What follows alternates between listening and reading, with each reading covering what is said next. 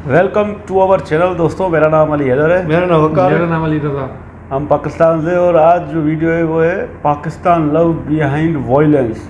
Doctor Rizwan Ahmed है भाई, जिसको हम सुनते रहते हैं, तो वो आज क्या बोलते हैं पाकिस्तान के बारे में। प्ले करें। हाँ यार, की एक सजा सर तन से जुदा, सर तन से जुदा। ये तो मान हो जाएगा जैसे आईसिस आ गया बहराइच में। आईसीसी ऐसी हरकतें करता था। ये साबित करता है वो शांतिपूर्ण तरीके से जा रहे थे। वो अपने साथ बोतल, बोल्ट, पत्थर लेके नहीं जा रहे थे। उन्होंने उत्तेजित करने के बाद भी घर में घुस के तोड़फोड़ नहीं करी और लिंचिंग नहीं करी। और सुनिए बता दूं, लाइक अभी ना करिएगा मेरे वीडियो को। पुलिस इस टाइम कर्नाटका की हो, पुलिस इस टाइम उत्तर प्रदेश की हो, पुलिस इस टाइम बंगाल की हो, ठीक। अगर पुलिस की मैं कमी देखूंगा तो मैं बोलूंगा। तो साथियों, आज एक बार पुनः बहराइच पर फिर से वीडियो। 2 दिन पहले मैंने एक वीडियो बनाया था, उसके बाद कई साक्ष्य, कई वीडियो वायरल हो रहे हैं। उन सारी बातों को जोड़कर और जो पोस्टमार्टम रिपोर्ट की बात सुनने को मिल रही है, जिस तरह से गोलियां मारी गई हैं, जिस तरह से टॉर्चर हुआ है, इन सारे बिंदुओं को फिर से एक बार पुनः जोड़कर, और जो मैंने 2 दिन पहले वीडियो बनाया था, ये जिम्मेदार मंच है, जिम्मेदार प्लेटफॉर्म है। अक्सर मैं अपनी पुरानी बोली बात को अपने लेटेस्ट वीडियोस में लेकर आता हूं, बिकॉज मैं आप लोगों के सामने, जो मुझे सुनते हैं या जो मुझे चाहते हैं या मुझसे नफरत करते हैं, दोनों के सामने मैं अकाउंटेबल हूं। तो बहराइच पर आज मेरा दूसरा वीडियो।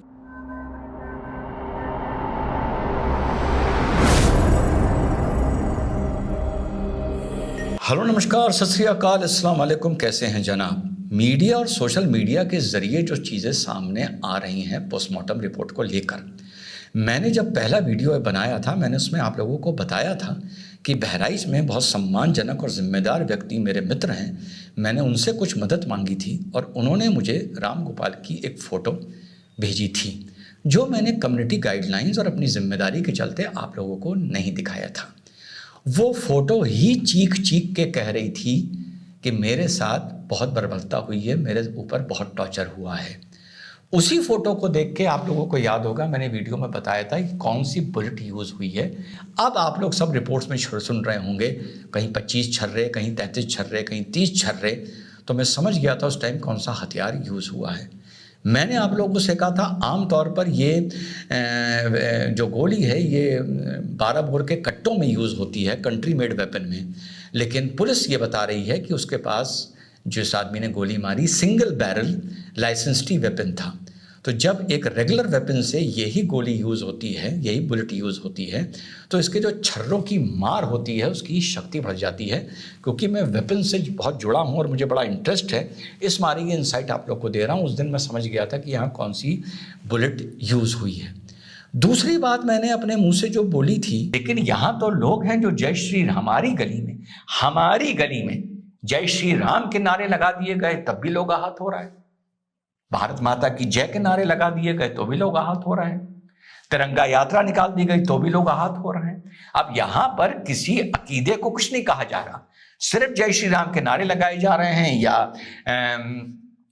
भारत माता की जय के नारे लगाए जा रहे हैं। और कहो किसी ने शैतानी में, उसी में उत्साहित में पाकिस्तान मुर्दाबाद का भी नारा लगा दिया। भाई, पाकिस्तान मुर्दाबाद के नारे से आपको क्यों उत्तेजित होना है? मैंने बोला था और मैंने मुसलमान भाइयों से कहा था, यार हमारे अकीदे को, मुसलमानों को कोई अगर कुछ बात बोलता है मजहब को, तो संविधान ये कहता है कि आप प्रोटेस्ट कर सकते हो, लेकिन आप प्रोटेस्ट का दायरा क्या होना चाहिए ये आपकी मानसिकता दिखाता है।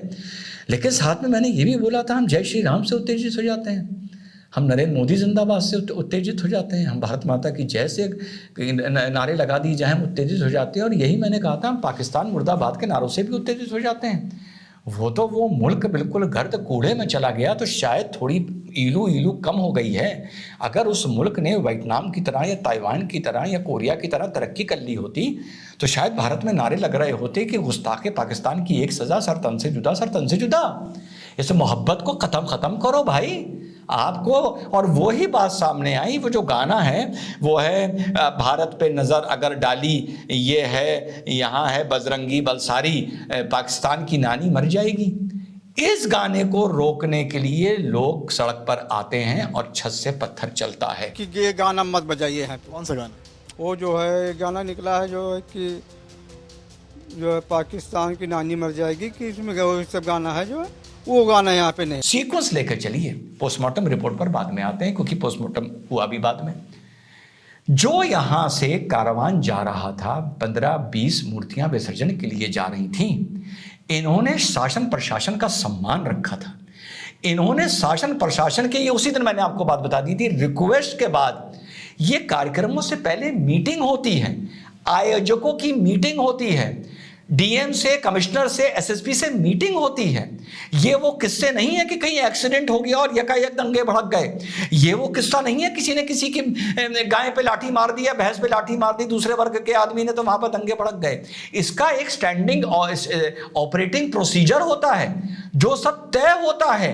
कितनी पुलिस कहां रहेगी, कितनी पिकेट कहां रहेंगी, मोबाइल पुलिस क्या रहेगी, पायलट जीप होगी हो नहीं होगी, एस्कॉर्ट जीप होगी या नहीं होगी। ये ऐसा नहीं था। आपकी रिक्वेस्ट पर, और सुनिए बता दूं, लाइक अभी ना करिएगा मेरे वीडियो को, पुलिस इस टाइम कर्नाटका की हो, पुलिस इस टाइम उत्तर प्रदेश की हो, पुलिस इस टाइम बंगाल की हो, ठीक, अगर पुलिस की मैं कमी देखूंगा तो मैं बोलूंगा, साहब बता दूं। तो अगर किसी ने जल्दीबाजी में मेरे वीडियो को लाइक कर दिया है तो पूरा देख ले, उसके बाद चाहे तो डिसलाइक कर दे, शेयर कर दिया है तो फिलहाल डिलीट कर दे। हो सकता है कुछ को मेरा आज का वीडियो न समझ में आए, लेकिन मैं एक अकाउंटेबल आदमी हूं, इसीलिए गर्व से पुराने वीडियो ला के आप लोगों को दिखाता हूं, ठीक। तो भाई वो लोग जब वहां पर पत्थर चलते हैं तो राम गोपाल और बाकी अन्य जितने भी 1000, 2000, 3000, 5000 लोग वहां बैठ जाते हैं। यह भी तो हो सकता था उस घर में घुस जाते और 12 आदमियों की लिंचिंग कर देते, 8 आदमियों की लिंचिंग करते थे। यह भी हो सकता था कि ये 2000 आदमी कितना बड़ा पथराव कर देते। यह भी तय होता कि मूर्तियों में अगर ये पत्थर और बोल्ट छुपा के ले जाते और बोतलें छुपा के ले जाते तो ये दूसरे पे पलटवार कर देते। ऐसा हुआ? ऐसा नहीं हुआ, क्योंकि सारे लोग उस चीज का सम्मान कर रहे थे। मैंने क्या पहले उसी टाइम, अब तो बहुत नॉलेज आ जाती है ना जब किस्सा 48 घंटे पुराना हो जाता है। सुनिए मैंने आप लोगों को क्या बताया था कि म्यूजिक को लेके, डीजे को लेके जब गली से मोहल्ले से निकल रहे थे, अब्दुल हामिद नाम का एक व्यक्ति सामने आता है और वो कहता है इस मोहल्ले से जब निकलोगे, कोई नमाज का टाइम है, आप डीजे नहीं बजाओगे। इधर से पक्ष ने कहा हम डीजे बजाएंगे। गोपाल मिश्रा नाम का लड़का जो इसी का एक पार्ट था, वहां पर सब ये धरने पर बैठ जाते हैं और ये कहते हैं कि अब हम विसर्जन के लिए आगे नहीं बढ़ेंगे। वहां पर मौके पर बहुत कम पुलिस थी। क्यों कम पुलिस थी, ये वाकई एक प्रश्न चिन्ह है और एक सवाल पूछा जाना है शासन प्रशासन से। अब वहां पर जब शाम होने लगती है, क्योंकि अब थोड़ा जाड़े का मौसम सा आने लगा है, शाम जल्दी होने लगी है, वहां पर पुलिस पहुंच जाती है और इन लोगों से कहती है आप शोभा यात्रा आगे बढ़ाइए। ये आगे बढ़ाने को उसको मना कर देते हैं, कहते हैं कि इस तरह से घटना हुई है, अंदर से 2-4 पत्थर चले हैं छज्जर, आप इन लोगों के खिलाफ कार्रवाई करिए, तब कोई कार्रवाई करी जाए। वो कहते हैं कार्रवाई अभी होनी चाहिए, अभी मूर्ति को खंडित किया गया है। इसमें पुलिस के साथ जो विसर्जन के लिए भाई लोग जा रहे थे उनकी कुछ नोकझोंक होती है और वहां पर भगदड़ मचती है। जब भगदड़ मचती है तो जब भीड़ वहां से भागती है तो गोपाल मिश्रा को अब्दुल हामिद जो नाम बंदा था वो दूसरी गली में अंदर खींच लेता है। कि जब ये वहां पर धरने पर बैठ गए, जब यहां वो पुलिस एक्शन की मांग करने लगे कि इन लोगों को पकड़ो, इनके खिलाफ एक्शन लो, उन्होंने अंदर घुस के लिंचिंग नहीं करी, उन्होंने उस घर पर पथराव नहीं करा, वो वहीं बैठ गए कि अब आगे नहीं हिलेंगे। पुलिस पहुंचती है, हम लोग गाना बजा रहे थे, ठीक है, तो उन लोगों ने कहा गाना बंद करो, तो हम लोगों ने कहा गाना नहीं बंद करेंगे, तो उन लोगों ने पत्थर चला दिए। पत्थर चला के वो लोग भाग गए, बगल में ही घर है उनके, सब घर में बंद हो गए। हम लोगों ने वहाँ प्रोटेस्ट किया, धरना कर दिया वहीं पे कि प्रशासन क्या कर रहा है, प्रशासन उन लोगों को लेके आए, उन लोगों को पकड़ के लेके आए। ये कहने पर यहाँ सीओ एसओ हरदी ने तुरंत लाठीचार्ज करवा दिया हम लोगों के ऊपर, उल्टा आप लोग पर ही और इन्हीं पर लाठीचार्ज कर देती है, इन्हीं पर। इस टाइम तक अंधेरा हो जाता है, वहां भगदड़ मचती है। पुलिस के ना सुनने के वजह से राम गोपाल और अन्य जैसे लोग थे मिश्रा, वो उत्तेजित और हो जाते हैं और उसी उत्तेजना में, उसी नोकझोंक में, उसी भगदड़ में मैंने जो बताया था जितना उस टाइम, क्योंकि ये एविडेंस से सामने नहीं आए थे, गली से खींचा गया, टीन पर कूद के ये ऊपर चढ़ जाता है, वहां जो झंडा बंधा था उसको नोचता है और यहां पर ये भगवा झंडा लहराना शुरू करता है। इस पूरे पीरियड तक सिर्फ वहां 10 पुलिस वाले और वो इन्हीं पे लाठीचार्ज कर रहे हैं, इन्हीं की नहीं सुन रहे हैं। ये वीडियो अगर आपको कर्नाटका से देखने को मिलता तो आप पुलिस पर उंगली उठाते या ना उठाते? दिल पे हाथ रख के बताइएगा। ये वीडियो अगर आपको बंगाल से सुनने को मिलता कि इस तरह से विसर्जन के लिए मूर्तें जा रही थी, किसी मुसलमान के घर से पत्थर चला और वहां पे पुलिस ने आकर विसर्जन करने वालों पर ही लाठीचार्ज कर दिया। मैं अपने मार्ग से नहीं भटकता हूं, सरकार किसी की हो और मैं अकाउंटेबल हूं। अब सारे ज्ञानी जितने हैं वो बता रहे हैं पोस्टमार्टम रिपोर्ट में क्या आया। वहां पर जो लड़का है वो बता रहा है कि हमारे ऊपर लाठीचार्ज कर दिया। अस्पताल में जाके वहां नारेबाजी हो रही है शासन प्रशासन के खिलाफ और साफ बात आ रही है परिवार की, और आप भी देख रहे होंगे कि वो कह रहे हैं कि पुलिस की लापरवाही की वजह से ये घटना हो गई। अब 2 दिन बाद सीओ को सस्पेंड कर दिया जाता है। क्यों कर दिया जाता है? क्यों कर दिया जाता है? डीएम क्यों नहीं सस्पेंड नहीं है? एसएसपी क्यों नहीं सस्पेंड है? एसीपी डीसीपी क्यों नहीं सस्पेंड है? क्यों नहीं सस्पेंड है? क्या वो जब ये घटना यकायक हो गई? नहीं, पूरी जिम्मेदारी इनकी थी। जो लोग विसर्जन करने जा रहे थे, ये साबित करता है वो शांतिपूर्ण तरीके से जा रहे थे। वो अपने साथ बोतल बोल्ट पत्थर लेके नहीं जा रहे थे। उन्होंने उत्तेजित करने के बाद भी घर में घुस के तोड़फोड़ नहीं करी और लिंचिंग नहीं करी। अब मुद्दे पर आते हैं। जब मैंने वो फोटो देखी थी, वो फोटो देख के मैं समझ गया था यार इस बंदे का बड़ा टॉर्चर हुआ है।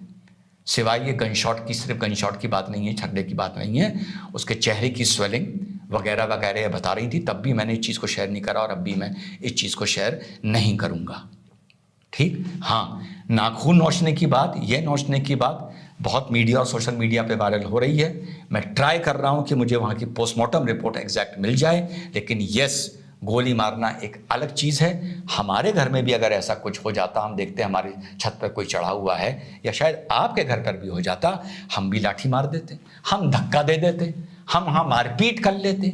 लेकिन एक नहीं, 2-2, 3-3 फायर करना, ये जानते हुए कि ये मर जाएगा, उससे पहले लाठियों से मारना, उससे पहले धारदार हथियार से मारना, और फिर से बड़ी जिम्मेदारी से बोल रहा हूँ, अगर नाखून नोचने की बात पोस्टमार्टम रिपोर्ट में आ गई, मीडिया चला रहा है लेकिन रिजवान अहमद नहीं चलाएगा, क्योंकि रिजवान अहमद ने भी उस दिन यह बता दिया था कि पहले इन लोगों की नोकझोंक पुलिस से हुई और पुलिस इन लोगों की नहीं सुन रही थी। पुलिस कह रही थी आगे बढ़ो आगे बढ़ो आगे बढ़ो, और ये कह रहे थे क्यों आगे बढ़े? अगर पत्थर चला है तो पहले उस आदमी को थाने लेके जाओ, जेल लेके जाओ, तब हम आगे बढ़ेंगे, एक्शन करो। और पुलिस एक्शन नहीं कर रही थी। लेकिन इस पार्ट ऑफ स्टोरी को बहुत सा मीडिया और बहुत सा सोशल मीडिया तो सोल्ड आउट सोल्स। मैं लोगों को सबको बोलता हूं, चाहे देश की सिविल सोसाइटी हो, चाहे मीडिया हो, चाहे सोशल मीडिया हो, they are sold out souls.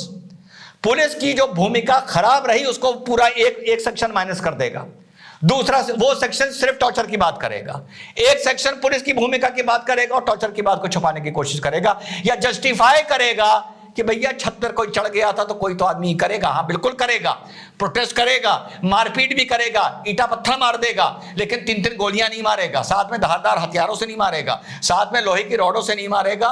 और जो मीडिया और सोशल मीडिया की रिपोर्ट है कि नाखून नोच लेगा, अगर नाखून नोचने की बात आ गई फिर तो ये गेम ही दूसरा हो जाएगा। ये तो आपसी रंजिश की दिशाधारा ही बदल जाएगी। ये तो मान हो जाएगा जैसे आईसिस आ गया बहराइच में, आईसीसी ऐसी हरकतें करता था। तो let us wait for the postmortem report जो हॉस्पिटल से थ्रू द थाना निकल कर आएगी, और उसके बाद फिर एज अ पर्सन जो हम लोग मेडिकल क्रिमिनोलॉजी पढ़ते हैं, अगेन मैं इस पर वीडियो बनाऊंगा। लेकिन यस, गारंटी से कह सकता हूं कि जो लोग विसर्जन करने जा रहे थे उन्होंने सबसे पहले पुलिस का सम्मान किया कि वो माने कि हम एक साथ विसर्जन करेंगे, हम ईटा पत्थर बोतल बोल्ट लेके साथ में नहीं चलेंगे। ये दोनों बातें उन्होंने साबित कर दी। तीसरी, पत्थर चलने के बाद वो उस घर में कोई महल नहीं है, उस घर में नहीं घुसे, उस घर के लोगों की लिंचिंग नहीं करी। तीसरा प्रमाण दिया उन्होंने शांतिपूर्वक होने का। पुलिस ने लापरवाही करी, पूरा महकमा सस्पेंड हो जाना चाहिए था। और मुझे अफसोस है इस बात का, मुख्यमंत्री कोई हो, सलाम जब करना होगा सलाम करेगा ये प्लेटफॉर्म, और जब आलोचना करनी होगी तो आलोचना करेगा।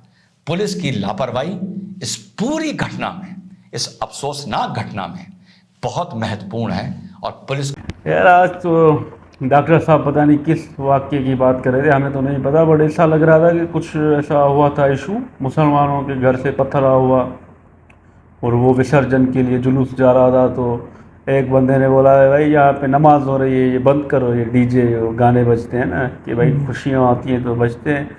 तो यार शायद इस बात पे कुछ लड़ाई झगड़ा हुआ होगा और घर में घुस गए होंगे, और मैं ये डॉक्टर साहब उनको मतलब बेगुनाह साबित कर रहे हैं कि उन्होंने शांति की। जो जुलूस वाले थे हिंदू, वो झगड़ा नहीं करना चाहते थे, पुलिस की लापरवाही थी। तो भाई कौन सही है कौन गलत है, हम किसको कहें? हमें लगा ये पाकिस्तान का नाम आया तो हमने देखा पाकिस्तान का तो इससे कोई लेना देना ही नहीं भाई, उनका आपस का मामला था। और वो एक था, एक बेवड़ा था, वो पता था पाकिस्तान का गाना ना बजा, तो वो भाई कुछ इशू था भाई कि हमारा इससे कोई लेना देना नहीं है। हाँ भाई, आपका अंदरूनी मामला है, आप हमारा नाम लेकर भाई हमारे पर इल्ज़ाम लगा रहे हो, हमारा क्या लेना देना भाई? तो इंडिया के मुसलमान हैं हमारे भाई, पर भाई वो कहते हैं कि ये डीजे बंद करो, ये भी भाई कह रहा है हम गाना बजा के जा रहे थे तो उनका वो कहते बंद करो। तो भाई हमारे मुसलमान शॉर्टकट है भाई, उधर ही पथराव कर दिया जैसे मैं ये बता रहा डॉक्टर साहब। तो भाई अभी कुछ हो गया है, कोई हादसा हो गया है तो पुलिस पागल है कि आपको ही मारेगी। वो देखिए कि आप भी कुछ डंडे मार रहे हो दरवाजों पे तो आपको ही शुरू हो गई, वरना ऐसे पुलिस पागल थोड़ी है। बेचारे कोई इंस्पेक्टर था उसको ही सस्पेंड कर दिया। बाकी हमारा कुछ लेना देना नहीं, हम इस पर बस बात कर रहे हैं, आपको बता दी ये पाकिस्तान क्या है। बाकी हाँ भाई, पहले तो ये पाकिस्तान का नाम ले रहे थे तो कुछ ऐसा है ही नहीं। बाकी एक बात पता चली तो मुसलमानों की आज़ाना नमाज का टाइम था, उनको बोला भाई ये गाना बजाना बंद करो, नमाज का वक्त है, ये रिस्पेक्ट होनी चाहिए। तो वो दंगा फसाद क्यों होगा? और दूसरा ये सैयद साहब बोल रहा था कोई हिंदू उसके घर पर गया तो भाई कोई अंदर घुसेगा छोड़ेगा थोड़ी, उनको तो मार मार कर भुर्ता बना देगा ना भाई, क्यों आए हो? वो भी पर्दा है, पर्दा हमारा भाई इस्लाम में तो हमारे यहाँ पड़ता है। और चोर किसी के घर में घुसेगा थोड़े छोड़ेगा, उसको वेलकम थोड़ी करे, लाते और घुसे तो मारेगा। नाखून भी उखाड़ दिए। ये तो सैयद साहब की तो पता नहीं किस बात पर ये मुद्दा चल रहा है, हमें तो समझ में नहीं आता। ये खुद ही सुनाता है, खुद ही को पता होता है इसको, ऐसे करता है जिसे लड़। हाँ थोड़ा इसको निपटा डालो तो इसको फिर पता चले तो दंगा कैसे होता है। थोड़ा इसको टॉर्चर करो तो मजा आ जाएगा हमें भी। हिंदू भाइयों ने कुछ नहीं किया, बस ये नहीं, ये सपोर्ट में आ रहा है ना मुसलमानों ने भी कुछ नहीं किया, हिंदुओं ने भी कुछ नहीं किया। भाई किया किसने? फिर पुलिस वालों ने किया, उनको सस्पेंड कर दो भाई। हाँ, ये इसका मुद्दा असल है भाई, इसको भी दोबलापन कहते हैं भाई। यार क्या क्या मसले हो रहे हैं इंडिया में, एक तरफ तरक्की भी कर रहा है, दूसरी तरफ ये भाई कभी खालिस्तान तो कभी ये मसले। और मुझे थोड़ा ये समझ आया, ऐसा कह रहा है कि वहाँ के मुसलमानों को ये बोल रहे हैं पाकिस्तान से मोहब्बत करते हैं वहाँ के मुसलमान, खुद शायद होके उनको ऐसे यार भड़का रहा है। ये गलत है, टाइटल ऐसे नहीं लिखना चाहिए था। बाकी मिलते हैं नेक्स्ट वीडियो में, थैंक यू।